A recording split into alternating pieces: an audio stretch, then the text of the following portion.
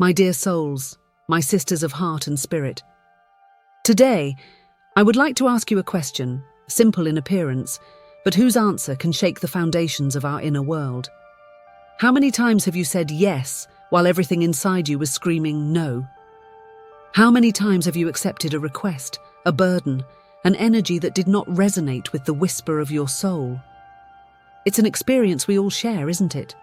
This feeling of being a sponge, of absorbing the emotions of others, their needs, their emergencies, until you find yourself emptied. It's such a common phenomenon that it has almost become invisible. We have been raised with the idea that generosity, compassion, and altruism were the noblest virtues of a woman. And indeed, they are.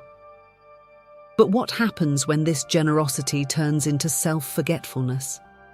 When compassion for the whole world makes us forget compassion for ourselves?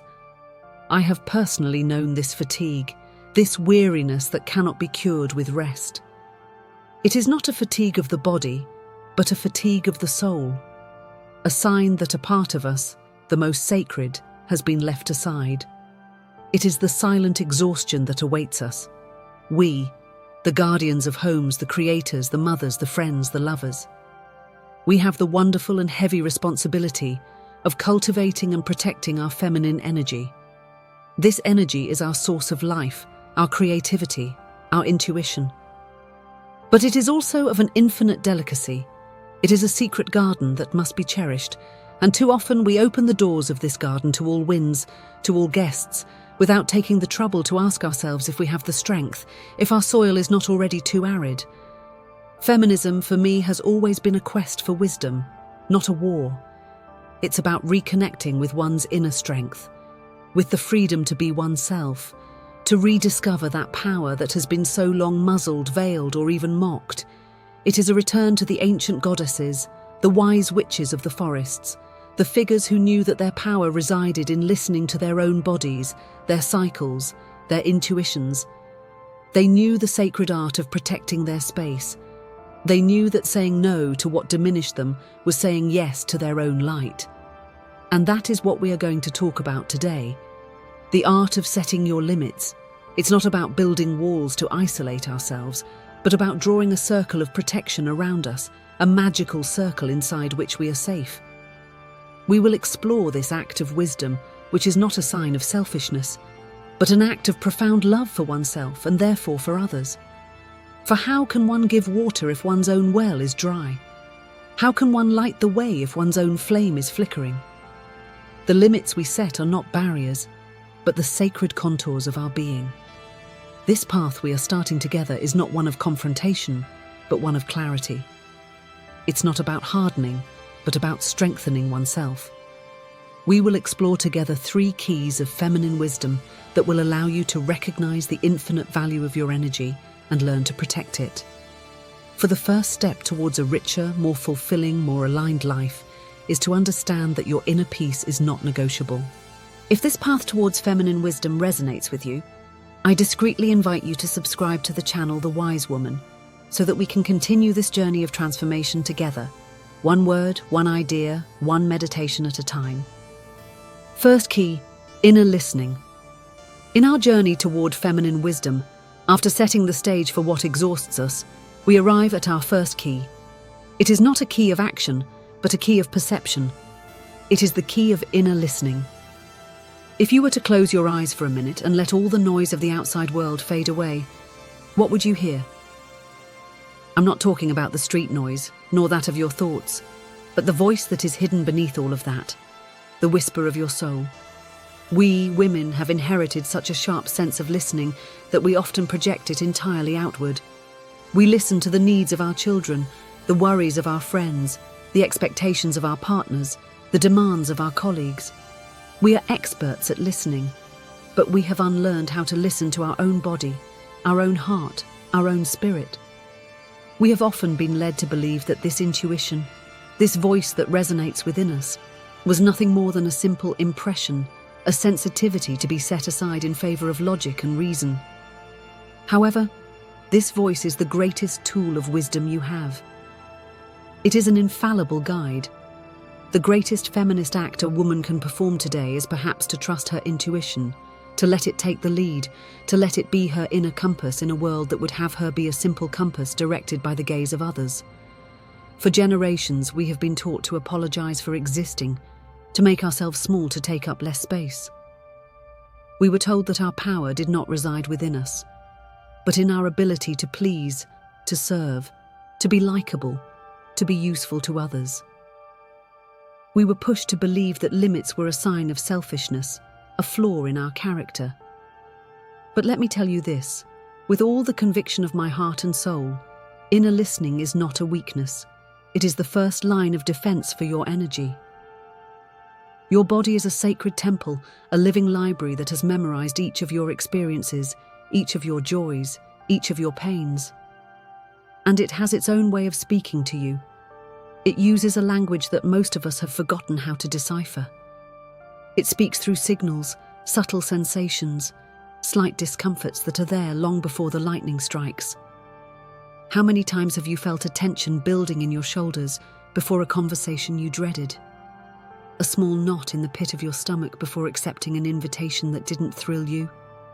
That migraine that rears its head like an alarm signal because your mind is about to explode under the pressure?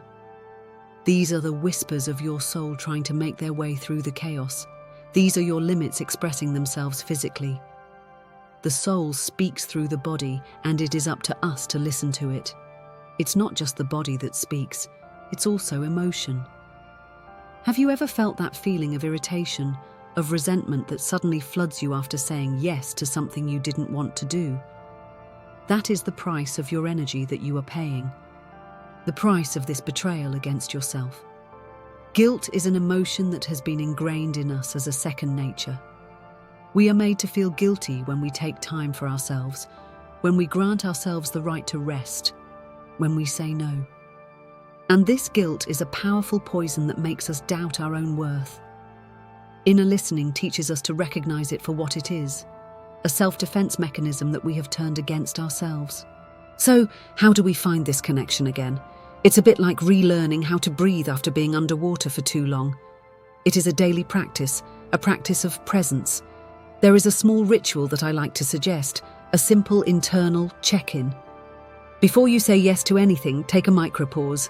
Even a second is enough. Close your eyes and ask yourself, does this make me feel light, or does it make me feel heavy? Does this request make a joy vibrate within me, or does my body tense up? You will be surprised to see how instantaneous and clear the answer is. Let me give you a small illustrative example. Imagine your friend calls you. She asks for your help to move. It's a classic, isn't it? Before, your answer would be, yes, of course, even before you had time to breathe. You would have said yes out of habit, out of fear of disappointing her, out of the obligation you feel to always be there for others. But this time, you do that little check-in. You have felt a nagging pain in your back for a few days. You need this weekend to rest, to ground yourself. The word moving gives you a feeling of heaviness, almost of panic. By listening to this feeling, you understand that it is not your yes that your body wants to hear, but your no. And you answer her gently, but with the firmness of one who is aligned with herself. That's very kind of you to ask, but I won't be available this weekend. Guilt may try to surface. It will whisper things to you like, she's going to hate you, you're not a good friend, you're letting her down. This is where you have to remember that the first person you stop letting down is yourself. By saying no, you are not performing an act of rejection toward the other person. You are performing an act of love toward yourself. And it is there, in that moment of truth, that true feminine wisdom resides. Listening to your inner voice is not simply about avoiding trouble. It is the fundamental act of honoring your own path. It is refusing to be dragged along roads that are not yours. It is recognizing that you are the one and only guardian of your temple. Wisdom is not found in being perfect, in pleasing everyone, or in saying yes to everything. Wisdom is found in the courage to listen to yourself, to honor your deep needs, and to act accordingly. And it is this courage that makes us stronger, freer, and which, in the end, makes us capable of offering a more authentic and complete love to those around us. For you can only give what you have. And to have something to give, you must first learn to fill yourself up. The second key, anchoring in your worth. After having learned to listen to that inner whisper, that delicate signal your body and heart send you, we arrive at the second key of wisdom. It is anchoring. We can hear this word everywhere, but what does it really mean? The anchoring I'm talking about today is not just a meditation technique to feel stable. It is a deep truth, an ancestral knowledge that we have lost and that it is time to rediscover. It is the awareness that your worth is unconditional, that it does not depend on anyone, on anything, or on any external circumstance.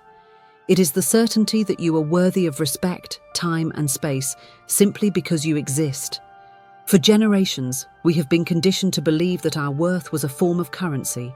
We had to earn it by being the good daughter, the good wife, the good mother, the good employee, the good friend.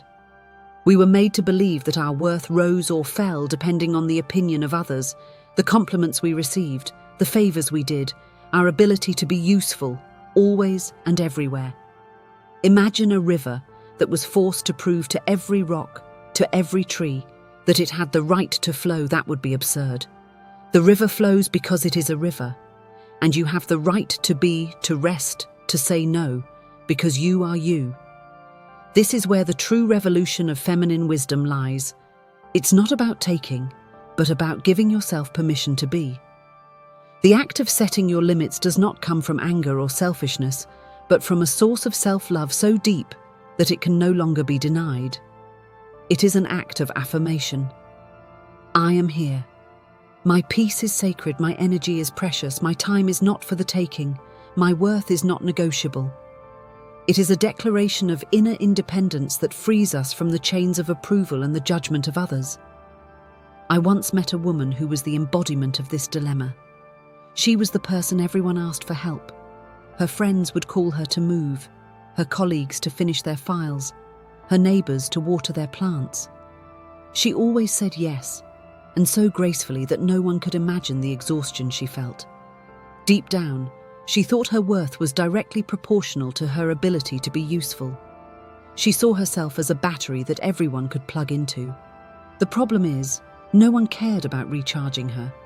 Her yeses were acts of begging for love and recognition. She gave without counting in the hope of one day feeling worthy enough to be loved. Her body sent her signals of fatigue. Her mind was cloudy, but she couldn't listen because the fear of being seen as useless was stronger than the need to protect herself. This story is a mirror for many of us. We have been conditioned to link our self-esteem to our ability to perform, to give, to be an inexhaustible source for others. But wisdom tells us that our well of energy must first be filled to be able to water others. This is not a selfish concept. It is a fundamental concept for survival and fulfillment. A woman who anchors herself in her worth is a woman who nourishes herself first. She takes care of her inner garden. She does not leave it for others to trample. So, how can we start this process? How do we nourish ourselves and no longer wait for others to do so? I will suggest some simple exercises, rituals you can practice daily to strengthen this inner muscle. The simplest, and perhaps the most powerful, is the mirror exercise. Every morning as you look at yourself in the mirror, look yourself in the eyes and say to yourself out loud, I am worthy, I am enough, I have the right to say no, my worth is unconditional. At first, these words may seem hollow, foreign, or even uncomfortable. That's normal. It's a sign that you are in the process of reprogramming decades of conditioning. Persist. Let the truth of these words seep into you, like water nourishing a dry land. Another exercise is to create an inner permit. Take a small notebook or a sheet of paper and write down all the permissions you grant yourself. I give myself permission to rest without feeling guilty. I give myself permission to say no to an invitation that does not bring me joy. I give myself permission to feel all my emotions without judging them. It is a symbolic act, a contract that you sign with yourself to honor the woman you are. It is a constant reminder that you have the permission to be free. And you have always had this permission. The real work is not to obtain it, but to remember it. Now imagine this woman from our story. She listened to her fatigue. She felt the weight of her yeses. And she began to practice these rituals. She looked at her face in the mirror and spoke to her soul. She wrote in her permission notebook. And one day, a colleague came to see her with a file he absolutely had to finish over the weekend and asked her for help. She felt the tension, the little fear of disappointment, the old habit of wanting to please. But she stopped. She connected with the worth she had remembered. And with a gentle smile, she replied, "I wish you good luck, but I won't be able to help you. I need my weekend to rest." There was neither aggression nor justification, just a quiet truth. The colleague was a little surprised, but he respected her answer. What changed for her was not the colleague's reaction. It was the feeling of peace she felt afterward. It was not a feeling of pride, but a feeling of alignment, of profound rightness. She felt that for the first time, she had not betrayed her energy, and that she had protected it. She had not given in to the fear of judgment, but had instead chosen the path of self-love. By saying yes to herself, she discovered a strength she had not suspected. And this strength, this energy, is much greater than the energy she could give by saying yes to everyone. Anchoring in your worth is a journey that requires courage and consistency. It is a return to the source, a path to the sovereignty of your being. It is the secret of the sages of yesterday and today, who knew that true power resided not in what you have on the outside, but in what you are on the inside. To be able to express your limits in a healthy way, you must first believe in the deepest part of your being that you deserve to have them. This belief is the only foundation on which you can build the healthy communication that we will discover in the next chapter. The third key, sacred communication. My dear souls, after learning to listen to the voice of your soul and to anchor yourself in the truth of your own worth, we arrive at the final stage, the one that makes the inner work visible. Sacred communication. It is the moment when the wisdom you have cultivated in silence manifests through the sound of your own voice. One might think that this stage is the most difficult, that it is here, at the moment of saying no out loud, that fear and guilt catch up with us. And it's true, a part of us is always tempted to apologize, to justify, to soften the truth so as not to offend. But what we forget is that communication is not a simple transaction of words. It is a dance of energies. And when you have done the work of the first two keys, communication becomes an expression of your alignment, a manifestation of your sovereignty. It is a sacred act. Why sacred? Because it does not come from a place of confrontation or fear, but from a place of deep respect for yourself and for the other. It does not seek to win a battle, but to honor a truth. Most of us have been conditioned to communicate from a place of reactivity. When someone makes a request to us, our response is immediate, often based on fear. The fear of disappointing, the fear of being judged, the fear of not being loved. And this fear turns into aggressive, passive, or passive-aggressive communication. We justify ourselves to excess. We give excuses that have nothing to do with our deep needs. Or worse, we remain silent and allow anger to settle within us, creating cracks in our relationships. Sacred communication, on the other hand, is rooted communication. It is calm, clear, and simple. It does not need frills, excuses, or justifications. It is not the axe that severs ties, but rather the delicate tool that sculpts a space where truth can be expressed and where both parties can respect each other. It is the expression of the woman who knows herself, who values herself, and who, therefore, is capable of respecting others enough to tell them the truth without hurting them. This is the essence of the wisdom we have been seeking. So, how can one master this art? One of the first rules is to return to self-affirmation. Not justification, but affirmation. You don't say, "I can't help you because I'm too tired and my back hurts," even if it's true. Instead, you say, "I can't help you." Period. Your no is a complete sentence. It does not need to be justified. Your need does not need to be defended. And by doing this, you teach the other person that they must respect your word and your space without needing an explanation. Justification is an old defense mechanism that belongs in the past.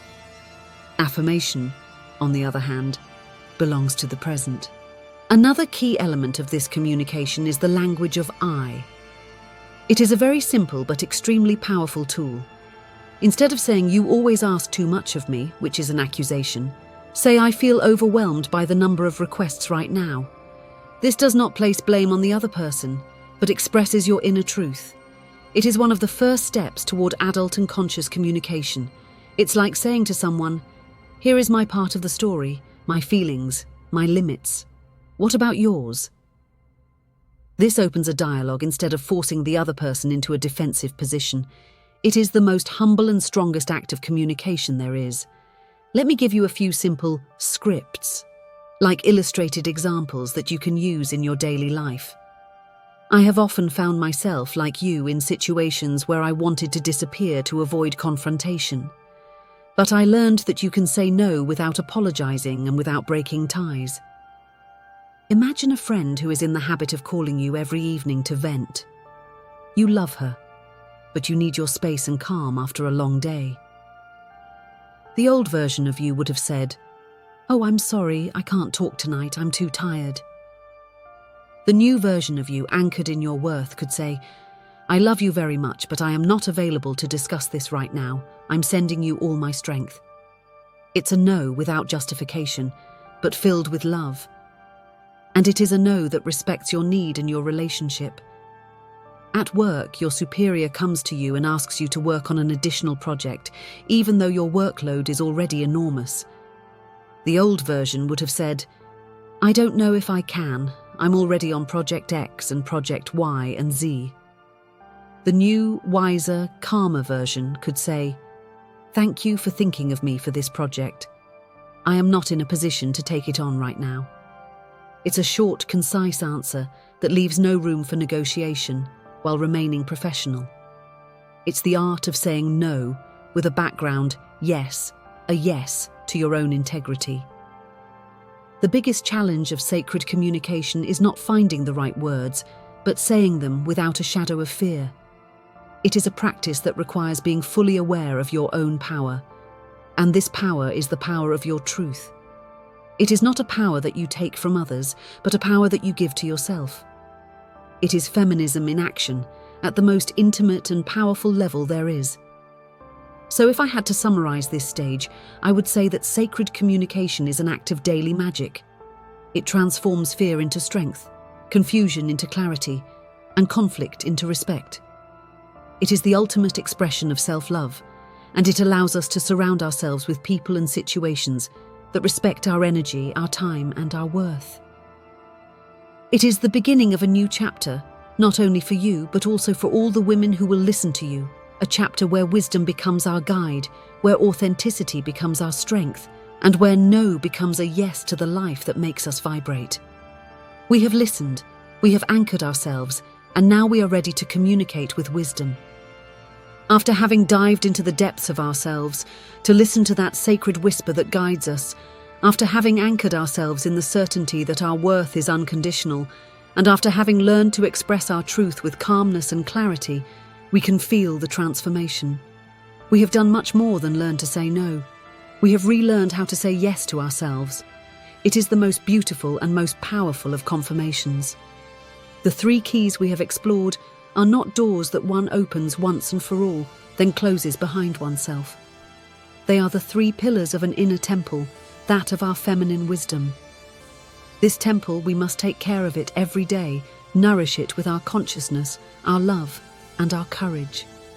Inner listening is the foundation of this temple, the earth on which it is built.